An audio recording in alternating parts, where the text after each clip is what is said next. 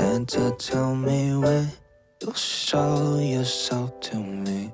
Help me find who my baby will be. Okay, so just to recap, last week I made this beautiful forever pond for my dad, and then I made 9 of these baguette cows. His name is Mr. Moo, and I designed this character for all of my friends that I went to France with. I literally posted that video last Thursday, and then on Friday I shipped these out because I wanted my friends to get them before Christmas. I'd be remiss if I didn't show you guys how I packaged them, because me personally, that's my favorite part about gift giving, is the gift wrapping. So usually when I ship out clay items, I use a tiny cardboard box with my logo sticker on it, but because this is a custom character, I wanted everything else to be custom as well. So I ended up using my drawing of the cow and designing cute little stickers for my friends to have as part of the gift as well. And to do so, I used this magical little machine. This is the Liene PixCut photo sticker printer and cutter. To me, this is like magic in a box. Usually when you have to make stickers at home, you have to buy your own sticker paper, use your own printer to print that out, then feed that through a special machine that cuts the stickers for you. But this does it all in one go. You can use it to print normal photos, but it also comes with actual sticker sheets. This one is 4 by 7 inches. It's already the perfect size for a custom sticker sheet. You don't need to use any complicated software on your computer. All you need is the phone app. I recently used it to make a sticker sheet of my friend's dog. We got her favorite images and removed all the backgrounds super easily within the app, so it was just like the perfect little funny gift. As a crafter and small business owner, I've tried so many different products for making my own stickers at home, and I'm actually so impressed by this little machine. I feel like the print quality is amazing. The machine laminates the stickers for you as well, so you can put them on your water bottle, your suitcase, your journal. The possibilities are endless. I feel like my project turned out amazing with this. If you want to check out the Liene PixCut, you can use my code here or click the link down below, and yeah, happy crafting. So since this whole video is about gift giving, a huge part of gift giving for me is making the handwritten note to accompany each gift. So naturally, on my day off, I had to go to my favorite stationery store and restock on some things. So let me show you guys what I got. If you guys know me, you know my favorite stationery store here in Denver. It's called Point Creative Supplies. He curates the best selection of Japanese stationery that I've ever seen in Denver, so definitely check him out after this video. I spent way too much money. I went inside looking for some cute envelopes, and I did find those, but the first thing that caught my eye was this beautiful Hobonichi Techo set. This is the Hobonichi planner for 2026. If you don't know what Hobonichi is, it's this iconic planner.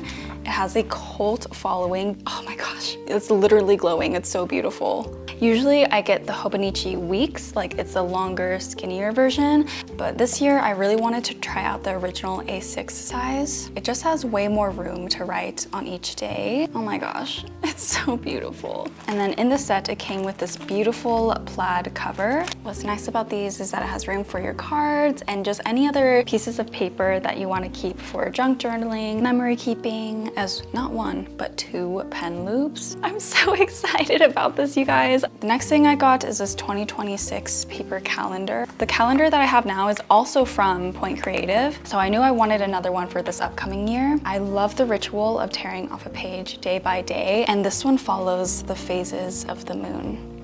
So beautiful. Okay, what else did I get? Oh, to go along with my Hobonichi planner, I got these new stamps. I've never seen these before. They're little stamps that are pre-inked, and you can take out each individual block if you want to. They're almost like little buttons, and I'm so excited to use this. I got some more utilitarian icons, but also these super cute ones like this little mop dog and the clover. I just felt like these stamps combined with my Hobonichi, elite combo. I also just got a normal pad of brown ink because I needed these for some stamps that my friend just sent me. The owner of Lila Journals so kindly sent me these stunning wooden stamps, and I really want to use these for my journals, but I didn't have any ink pads, so that's why I got this one. And now for the things I actually came into the store for. I got a couple new letter sets because I used up all of mine and I ran out. So I got this normal size paper. It has little hedgehogs and flowers, and it's very spring coated, but but I figured I could use these well past the holidays. I love how warm toned the paper is too. It just screams like Japanese stationery to me. I also got this small letter writing set. It's like the size of my hand, but it's perfect for cute little notes. The envelopes are like almost see-through. I thought the patterns on this one were really, really cute. I got this rabbit postcard because my friend is obsessed with rabbits, so I immediately thought of her. I'm just gonna write my little letter for her here. I have another friend who's also obsessed with rabbits, and I thought this one was so cute because it's a pop-up card. Are you guys ready for this? Ta-da! It's bunny cakes. Oh my gosh. If I had more time, I would totally want to do more paper crafts like this. The very last thing I got was, of course, this cat cafe sticker sheet. I couldn't resist. Who doesn't love a cat cafe? All right, and that's it for my Japanese stationery haul. If you live in Denver or Colorado in general, definitely check out Point Creative. It's my favorite store in the whole wide world.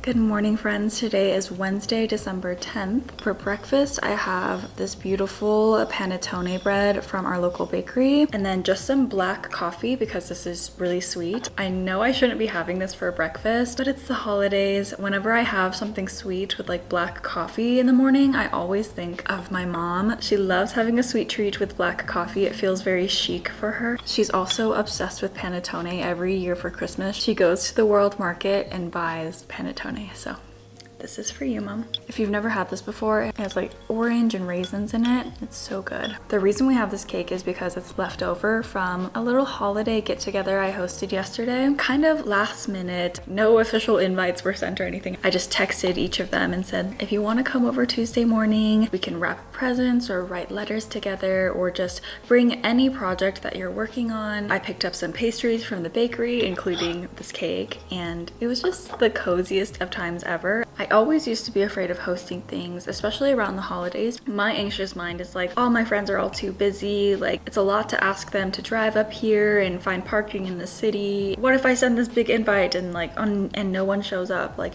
that was my biggest fear. But this year I'm learning I actually really love hosting. For me, the best way to host is to do it just super cozy and casual. I've hosted birthday parties and friendsgivings where it just put a lot of pressure on myself to make it like a party, when really the thing that I'm craving the most is just an intimate get together where we just sit on the couch and yap for hours. I feel like post-grad, it's really hard to get together with a lot of your friends at the same time, but my trick has literally just been, you know, if I'm hanging out with someone, I'll just casually text another person, be like, hey, I'm hanging out with so-and-so, I'd love for you to join, no pressure though. And just sending that personal text is a really warm and inviting way to lure someone into your hangout. Sometimes sending out a Facebook group chat or a part of full invite can seem a little impersonal. So if you are also an introvert and you have very anxious introvert friends like I do, just a simple text can work wonders. I do have my laptop here, so I'm gonna do a little bit of admin work, just respond to some pertinent emails and stuff like that, so that for the rest of the day I can craft with peace of mind. I feel like that's super important. Is like, in order for me to feel fully creative, I have to get the boring stuff out of the way. And that includes things like working out and clearing the dishwasher. I did all of those things today already. I feel super strong and happy and healthy. Like, my day has already been good just because I've done those things already. So once I get these emails out of the way, I'll feel even more accomplished, and that'll just motivate me to do more and more things like work on my art. Okay, that's enough yapping from me.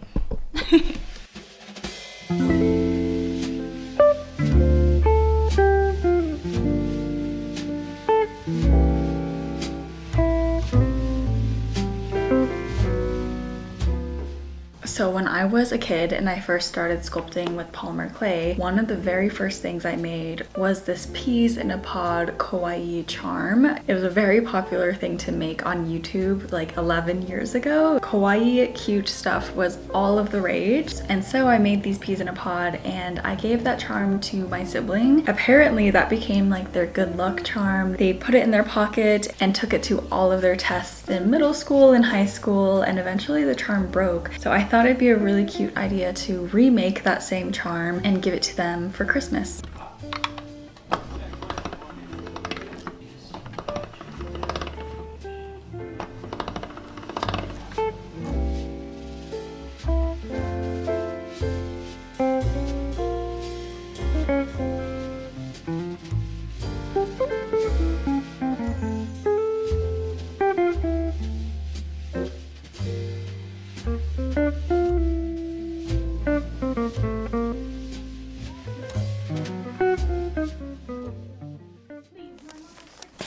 I want to show you guys what I got in the mail yesterday night. I actually already opened it, but I tried rewrapping it in a way so you could experience the magic in the same way I did. This package is from my beautiful friend Piper. You may know her from YouTube already. 2 months ago when I visited New York for my workshop, she actually came by and visited me, and then the next day I came by to visit her to take her ceramic workshop. So here are the pieces that I made. I'm so proud of how these turned out. This one is a desk figurine, and then this one is a little incense holder, and I tested it out. It actually holds my incense perfectly. It was so cool because we were able to glaze it in the same day, hoping and praying. She also wrote me a super kind letter. Thank you, Piper. Last but not least, Piper has a small business, and she actually released these new cable knit sweaters that are 100% cotton, and let me show you how beautiful this garment is.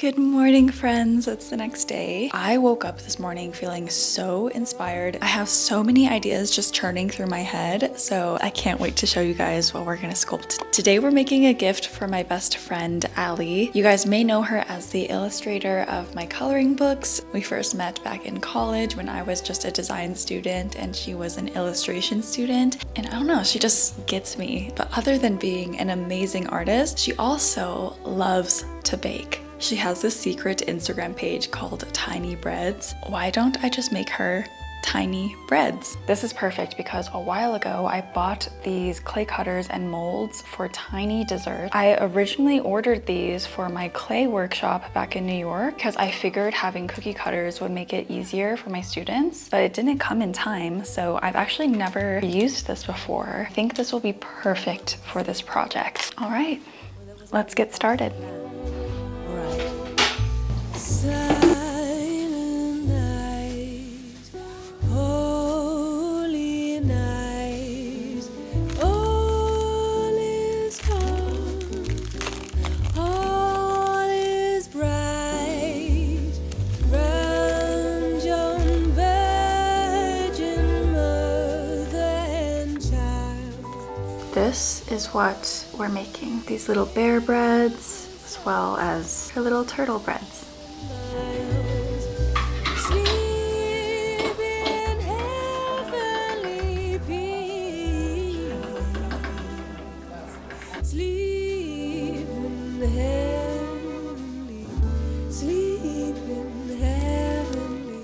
Hi guys, it's been about 4 hours since I started. I feel like I blacked out and then I opened my eyes again and I had all of these little pastries in front of me. So I'm so excited to show you because these pieces are so small and delicate. I sculpted them directly on top of this parchment so that it'd be way easier to transfer. So let me just trim this real fast. Oh my gosh, okay. Here they are. I made tiny breads for Miss Tiny Breads. I'm so pleasantly surprised by how effective these molds were. I've tried lots of silicone molds before. Sometimes the cheaper ones are just way too soft. They don't allow you to squish the clay in neatly, and then they don't allow you to pop them out. Like these, I was able to pop the clay out super easily. Like I'll do it for you right now on camera. This is the melon pond mold. Just squish it in like that.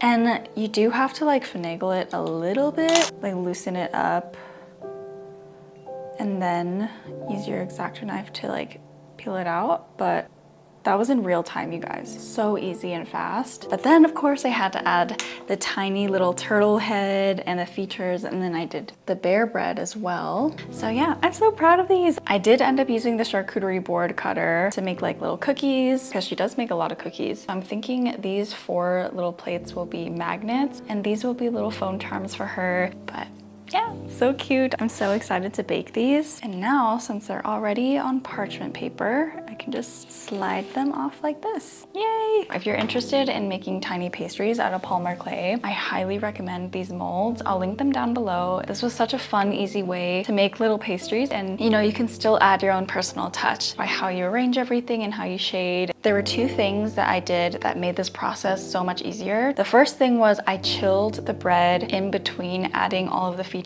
So I would pop the bread out of the mold and literally put it in the fridge so the clay could harden a bit. It was cold enough that I didn't smush the bread while I was handling it. And then the other thing I did was I actually got some cornstarch. I like brushed some cornstarch onto my work surface, and I also put that on top of the clay. So when I used the cookie cutters, it released so seamlessly, and that's how I was able to make the charcuterie board really clean and nice. And because it's cornstarch, you can kind of just wipe it off, and it doesn't really affect the bake of the clay. Very successful crafting session. The sun is clearly down, so I think I'm gonna clean up and go work out. Happens since everything. If provoked, keep trying to. As 50 Cent would say, you're such a boss, babe, if you don't know anything about it. And the girls at Solid Core are... I just took these out of the oven. They are so cute. This is literally the kind of stuff I would make when I was a kid. I decided that I'm gonna let her choose one, either the turtle or the bear, and then we can each have one as like a little friendship charm.